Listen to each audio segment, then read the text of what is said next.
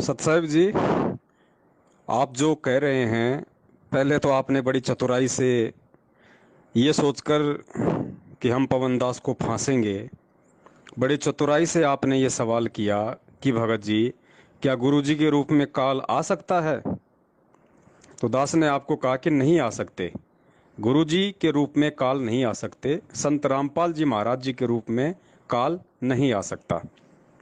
फिर आपने, आपके पास जो मटेरियल तैयार था, स्क्रीनशॉट आपने तुरंत भेजा कि ये देखो भगत जी, गुरुजी कह रहे हैं कि इंद्रमती के सामने काल उसके गुरु का रूप बना के आया था, क्योंकि कबीर जी उस समय इंद्रमती के गुरु थे, तो काल उनके गुरु का ही तो रूप बना के आया था। तो देखिए, परमात्मा कहते हैं जिसकी जितनी बुद्धि उतना दे बताए, उसका बुरा मत मानियो, बेचारा अधिक कहाँ से लाए। अब ये अध्यात्म है। अगर इस अध्यात्म को समझना इतना ही आसान होता तो परमात्मा ने 4 युगों से इतने पापड़ बेलने की जरूरत नहीं थी। दो दो बार परमात्मा ने 2-2 साल, 6-6, 7-7 साल जेल काटने की जरूरत नहीं थी। रात दिन हम जैसे मंद बुद्धियों को समझाने के लिए रात के 2-2 बजे तक आंखों को लाल करके परमात्मा ने जाग जाग कर सत्संग करने की जरूरत नहीं थी। ये संकेत हैं, इन चीजों को समझना पड़ेगा। आपके गुरु के रूप में अगर काल आना शुरू हो गया, आप लाख जन्म में सतलोक नहीं जा सकते, क्योंकि आपके गुरु के रूप में कदम कदम पे आपको भ्रमित करेगा, कदम कदम पे आपके सामने खड़ा होगे। आप लाख जन्म सतलोक नहीं जा सकते। और ये तो भक्ति युग है, पीक टाइम है मोक्ष का। इस समय तो 1% भी नहीं आ सकता। वो 1% भी क्या होता है। अब आप जो इंद्रमती का उदाहरण दे रही हैं कि फिर इंद्रमती के सामने उसकी गुरु के रूप में काल कैसे आया, तो बहन जी उस समय इंद्रमती के सामने इंद्रमती के गुरु के रूप में वो काल नहीं आया। खुद वो कबीर परमात्मा जो उस समय इंद्रमती का गुरु था, उसने खुद ने काल का रूप धारण किया इंद्रमती की आंखें खोलने के लिए, उसके अंदर वो भय बैठाने के लिए, क्योंकि वो अच्छी आत्मा थी उसकी। और उस आत्मा को परमात्मा ने वर्तमान समय तक लेके आना था। वो आत्माएं पार नहीं हुई, वो सतलोक नहीं गई। उन आत्माओं को भक्ति करवा के, ये बीच के मंत्र दे के परमात्मा ने इस समय तक, आज इस बिचली पीढ़ी में लेके आना था मानव जन्म के लिए। इसलिए परमात्मा भटकते रहते थे अपनी आत्माओं के पास में, तरह तरह के रूप बना के साधु संत के चोले में। अब आप कहोगे जी गुरुजी ने तो कहा कि इंद्रमती पार हो गई, तो बड़े भाई सारी बात वहीं आती है। ये सब कुछ सांकेतिक है।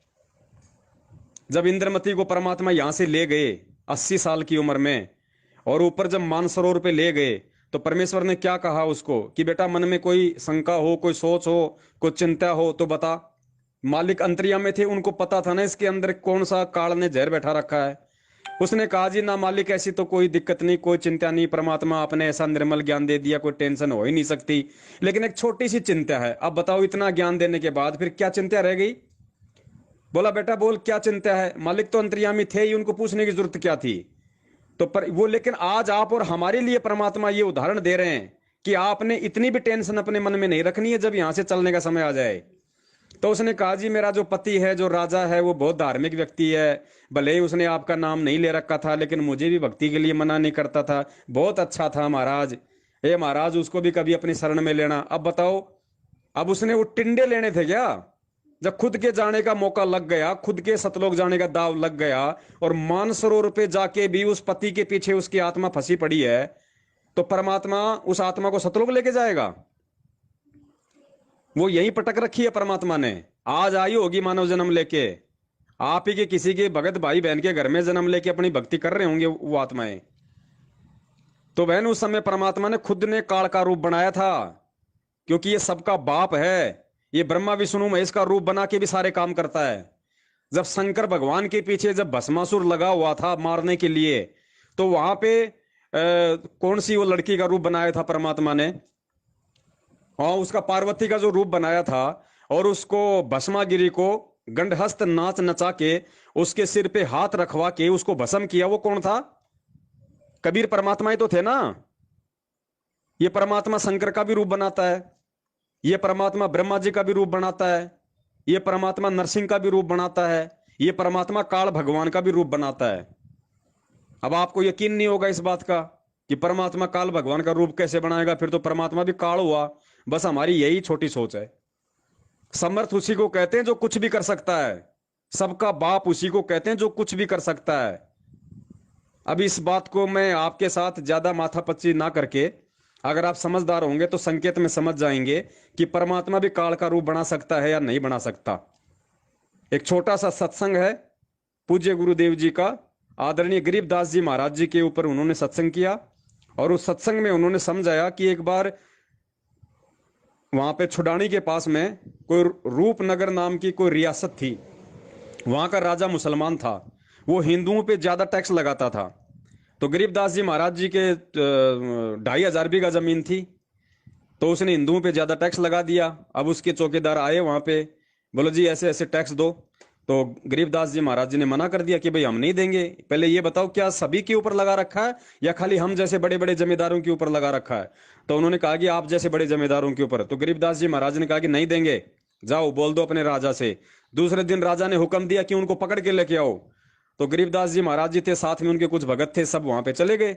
वहां जाके राजा से बातचीत हुई, तो राजा को भी जो है आदरणीय गरीबदास जी महाराज जी ने मना कर दिया कि भैया हम अगर पूरी जनता पे अगर एक समान कानून लागू करो तो हम मानेंगे, नहीं तो नहीं मानेंगे।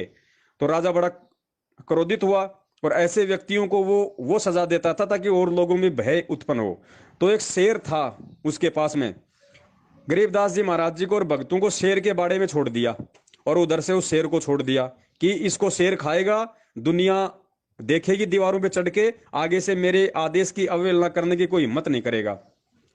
तो ऐसा ही किया। अब महाराज तो महाराज थे, वो तो परमात्मा थे। शेर जैसे सामने आया, गरीबदास जी महाराज जी ने आशीर्वाद की मुद्रा में हाथ कर दिया, वो कुत्ते की तरह जमीन पे बैठ के पूंछ हिलाने लग गया। और फिर उसी समय जो जो व्यक्ति वहां जो खड़े थे, गुरुदेव ने बताया, ध्यान से सुनना ये सत्संग आगे, जितने भी लोग वहां पे खड़े थे हजारों की संख्या में गांव वाले, जो ब्रह्मा जी की पूजा करता था गरीबदास जी महाराज जी ने उसको ब्रह्मा जी के रूप में दर्शन दिया। जो भैरू की भक्ति करता था उसको भैरू के रूप में दर्शन दिया। जो ब्रह्मा विष्णु महेश की करता था उसको उसके रूप में दिया दर्शन। यानी जो जिसको अपने इष्ट रूप में पूज के भक्ति करता था उसी रूप में गरीबदास जी महाराज जी ने वहां सबको दर्शन दिए। और जो राजा था जिसकी की बात है वसीबूत थी, गरीबदास जी महाराज जी ने काल के रूप में दर्शन दिए। ये सत्संग ध्यान से सुन लो और उम्मीद करता हूँ बहुत समाधान हो गया होगा आगे से। और फरूखनगर की रियासत में छुडानी पड़ती थी, जो पड़ता था शहर, ये फरूखनगर की रियासत में पड़ता था। तो फरूखनगर का नवाब बहुत बदमाश था। उसने क्या किया कि हिंदुओं के ऊपर एक विशेष कर लगा दिया, जमींदारों पर विशेषकर जो जमीन का। तो सबसे ज्यादा जमीन गरीबदासिया का। जब वहां पर वो पहुंचे उनके वर्कर कर्मचारी, तो महाराज जी ने पूछा भाई ये सभी पर लगा दिया या हमारे पर लगाया है, यानी हिंदुओं पर लगाया है? तो बोले काफिरों पर लगाया है ये। यानी तो राज साहब का जैसा वो माहौल है कह दे बंदी छोड़, बोले भाई हम फिर ये नहीं देंगे, आपका कारोबार नहीं देते, जा कह देते रहे राजा। राजा ने जाको 19 और लाई। तो राजा ने फिर सुनिश्चित भेज दिया कि या तो फलाने दिन यहाँ पर उपस्थित हो जा, और नहीं तो घसीट के लाएंगे घोड़े का बांध के।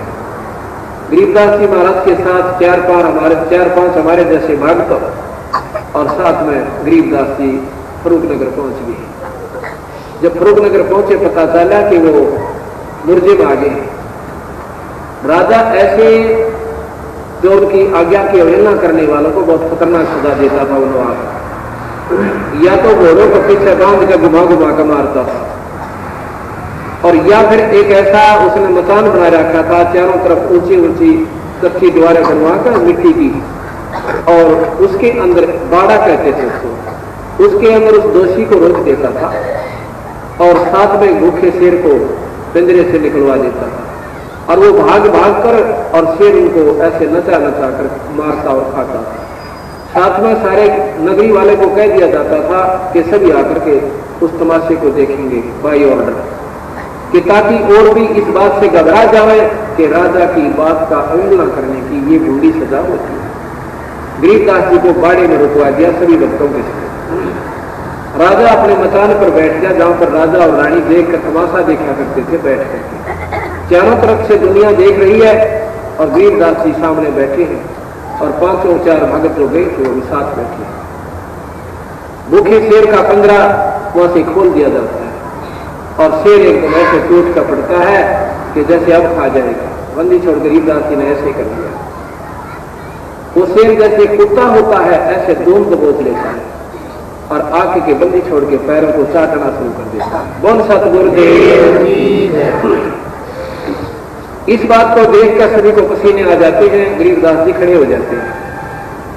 अब खड़े हुए तो ऐसे नजर आए जो भी जिस इष्ट के रूप में देख रहा था उन्हीं के रूप में दर्शन दे रहे हैं और नवाब को काल दिखाई दे रहे हैं। नवाब ने वहीं से हाथ जोड़ दिया, महाराज जी मुझे बख्श दो। बंदी छोड़ बोले नीचे आ गए। नीचे आ गया, दंडोत प्रणाम करे, खाड़ी कर लिए, पैर पकड़ कर छोटे को कहने लगा तुम अल्लाह की जात हो, तुम खुदा हो, मुझे रब बख्श दो मालिक, मेरे से गलती हो गई। कहने लगा मेरी बात सुन ले ध्यान से, क्या कि ये कर किसी पर नहीं होना चाहिए, या तो राजा समदृष्टि होना चाहिए भाई, आपकी रैयत है, आपके ऊपर आश्रित है बेचारे, सबका बाल बच्चे हैं, या तो सम्मान कर लाइए और नहीं तो भाई इतना खतरनाक कर इस समय में कौन ही फूका। फिर कह दिया कि जीव हिंसा तेरे राज में नहीं होगी, अगर दिक्कत ही नहीं। सतगुरु महाराज वहां से आ जाते हैं और शेर भी उनके साथ साथ छुड़ाने आता है। अब शेर को लाकर के महाराज के गौ बहुत रक्षा करते थे, वहां छोड़ दिया। ऐसे खड़ा है जैसे कुत्ता खड़ा रहा करे, गौ की तरफ नजर भी नहीं करी। 7 दिन छुड़ानी में रहा। उसके बाद उसको कान में कोई कह दिया कि जा भाई जंगल में जाकर अपना शरीर त्याग। बड़ी में गया, तीसरे दिन बड़ी में मरा हुआ पाया। किसी जीव की जीव हिंसा नहीं करी उस शेर में। बोल सतगुरुदेव।